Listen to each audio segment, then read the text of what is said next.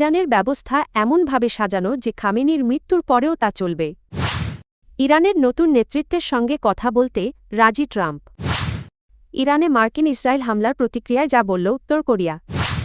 খামেনিকে হত্যা আন্তর্জাতিক আইনের লঙ্ঘন, শাহবাজ শরীফ। ইরানে যুক্তরাষ্ট্র ও ইসরায়েলের হামলার জবাব দেওয়ার ঘোষণা দিয়েছে হিজবুল্লাহ।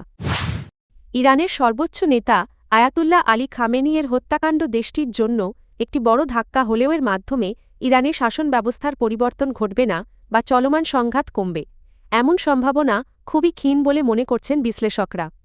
গত ৩৭ বছর ধরে প্রশ্নাতীত ক্ষমতার অধিকারী হিসেবে ইরানের রাজনৈতিক কাঠামোর কেন্দ্রবিন্দুতে ছিলেন খামেনি। তবে তার মৃত্যু মানেই রাষ্ট্রীয় ব্যবস্থার পতন নয়।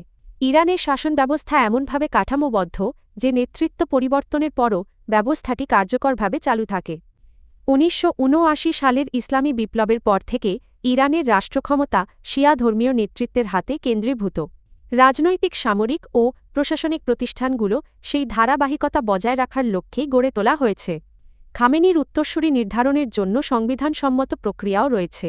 অ্যাসেম্বলি অব এক্সপার্টস নামে পরিচিত ৮৮ সদস্যের ধর্মীয় পরিষদ নতুন সর্বোচ্চ নেতা নির্বাচন করবে। এই পরিষদের সদস্যরা বর্তমান শাসক গোষ্ঠীর প্রতি অনুগত বলে পরিচিত এবং তারা এমন কাউকেই নির্বাচন করবেন যিনি খামেনির রাজনৈতিক ও আদর্শিক পথ অনুসরণ করবেন। মার্কিন প্রেসিডেন্ট ডোনাল্ড ট্রাম্প দাবি করেছেন, ইরানের নতুন নেতৃত্ব মার্কিন প্রশাসনের সঙ্গে আলোচনায় আগ্রহী এবং তিনিও এতে সম্মত হয়েছেন। দ্য আটলান্টিক ম্যাগাজিনে দেওয়া এক মন্তব্যে ট্রাম্প বলেন, তারা কথা বলতে চায় এবং আমি কথা বলতে রাজি হয়েছি। আমি তাদের সঙ্গে কথা বলব। ট্রাম্প আরও বলেন, ইরানের পক্ষ থেকে এই উদ্যোগ আরও আগেই নেওয়া উচিত ছিল। তার ভাষায়, যে বিষয়গুলো বাস্তবসম্মত এবং সহজে করা সম্ভব ছিল সেগুলো তাদের অনেক আগেই করা উচিত ছিল। তারা অনেক বেশি দেরি করে ফেলেছে। তবে ইরানের নতুন নেতৃত্বের সঙ্গে কবে এবং কিভাবে আলোচনা শুরু হবে সে বিষয়ে কোনো নির্দিষ্ট সময়সূচি বা বিস্তারিত তথ্য দেননি মার্কিন প্রেসিডেন্ট। ইরানের ওপর যুক্তরাষ্ট্র ও ইসরায়েলের যৌথ হামলার কড়া সমালোচনা করেছে উত্তর কোরিয়া। দেশটির পররাষ্ট্র মন্ত্রণালয় এই হামলাকে অবৈধ আগ্রাসন এবং একটি সার্বভৌম রাষ্ট্রের বিরুদ্ধে আন্তর্জাতিক আইনের সুস্পষ্ট লঙ্ঘন বলে অভিহিত করেছে।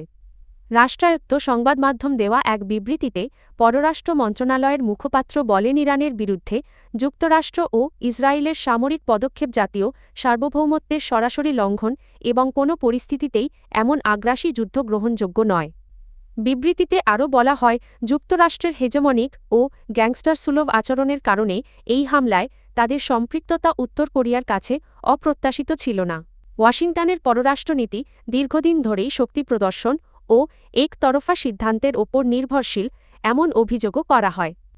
উত্তর কোরিয়া জোর দিয়ে বলেছে, আন্তর্জাতিক সম্প্রদায়ের উচিত এ ধরনের সামরিক আগ্রাসনের বিরুদ্ধে স্পষ্ট অবস্থান নেওয়া এবং মধ্যপ্রাচ্যে আঞ্চলিক স্থিতিশীলতা রক্ষায় কার্যকর পদক্ষেপ গ্রহণ করা। পাকিস্তানের প্রধানমন্ত্রী শাহবাজ শরীফ বলেছেন, ইরানের সর্বোচ্চ নেতা আয়াতুল্লাহ আলী খামেনিকে হত্যা আন্তর্জাতিক আইনের সুস্পষ্ট লঙ্ঘন। রোববার ১ মার্চ সামাজিক যোগাযোগ মাধ্যম দেওয়া এক বার্তায় তিনি এই হত্যাকাণ্ডের তীব্র নিন্দা জানান। পোস্টে শাহবাজ শরীফ লেখেন, খামেনির শাহাদাতে শোকাহত এই সময়ে পাকিস্তানের জনগণ ইরানের জনগণের পাশে রয়েছে এবং তাদের প্রতি আন্তরিক সমবেদনা জানাচ্ছে। তিনি বলেন, আন্তর্জাতিক আইন লঙ্ঘনের ঘটনায় পাকিস্তান গভীর উদ্বেগ প্রকাশ করছে। পাকিস্তানের প্রধানমন্ত্রী আরও বলেন, এটি একটি স্বীকৃত আন্তর্জাতিক রীতি, যে কোনো রাষ্ট্রপ্রধান বা সরকার প্রধানকে কখনোই লক্ষ্যবস্তু করা উচিত নয়।